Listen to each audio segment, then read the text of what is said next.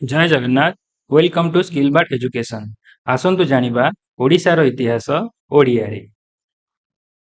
ପ୍ରଥମ ପ୍ରଶ୍ନ, ସମ୍ରାଟ ଅଶୋକ କଳିଙ୍ଗକୁ କ'ଣ ପାଇଁ ଖ୍ରୀଷ୍ଟପୂର୍ବ 261ରେ ଆକ୍ରମଣ କରିଥିଲେ? ଏହାର ସଠିକ୍ ଉତ୍ତର ହେଉଛି ବୈଦେଶିକ ବାଣିଜ୍ୟ ଉପରେ କ୍ଷମତା ପାଇଁ।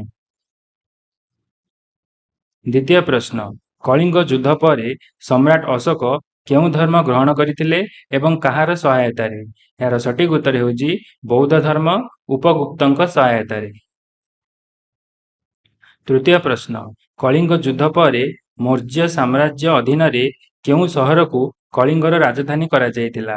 ଏହାର ସଠିକ୍ ଉତ୍ତର ହେଉଛି ତୋଷାଳୀ।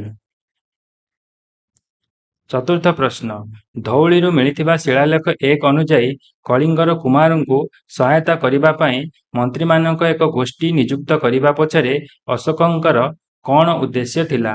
ଏହାର ସଠିକ୍ ଉତ୍ତର ହେଉଛି ତାଙ୍କର ପ୍ରଶାସନିକ କ୍ଷମତାକୁ ଯାଞ୍ଚ ଏବଂ ସନ୍ତୁଳନ କରିବା। ପଞ୍ଚମ ପ୍ରଶ୍ନ, ଅଶୋକ କଳିଙ୍ଗର ପ୍ରଶାସନ ପାଇଁ କ'ଣ ନିଯୁକ୍ତ କରିଥିଲେ? ଏହାର ସଠିକ୍ ଉତ୍ତର ହେଉଛି ସୁସଂଗଠିତ ଅମଲାତନ୍ତ୍ର।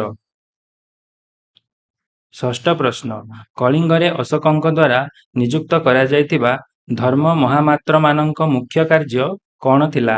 ଏହାର ସଠିକ୍ ଉତ୍ତର ହେଉଛି ଲୋକଙ୍କ ଆଧ୍ୟାତ୍ମିକ ଓ ନୈତିକ ଉନ୍ନତିର ଯତ୍ନ। ସପ୍ତମ ପ୍ରଶ୍ନ, କଳିଙ୍ଗରେ ଅଶୋକଙ୍କ ଦ୍ୱାରା ନିଯୁକ୍ତ କରାଯାଇଥିବା ରାଜୁକମାନଙ୍କ ଦାୟିତ୍ୱ କ'ଣ ଥିଲା? ଏହାର ସଠିକ୍ ଉତ୍ତର ହେଉଛି ଜନପଦଙ୍କ କଲ୍ୟାଣ। ଅଷ୍ଟମ ପ୍ରଶ୍ନ, କଳିଙ୍ଗରେ ଅଶୋକଙ୍କ ଦ୍ୱାରା ନିଯୁକ୍ତ କରାଯାଇଥିବା ଅନ୍ତଃମହାମାତ୍ରମାନେ କଳିଙ୍ଗର କେଉଁ ପ୍ରାନ୍ତର ମନ୍ତ୍ରୀ ଥିଲେ? ଏହାର ସଠିକ୍ ଉତ୍ତର ହେଉଛି ସୀମାନ୍ତ। ନବମ ପ୍ରଶ୍ନ, ଖାରବେଳ କେଉଁ ରାଜବଂଶର ଶାସକ ଥିଲେ?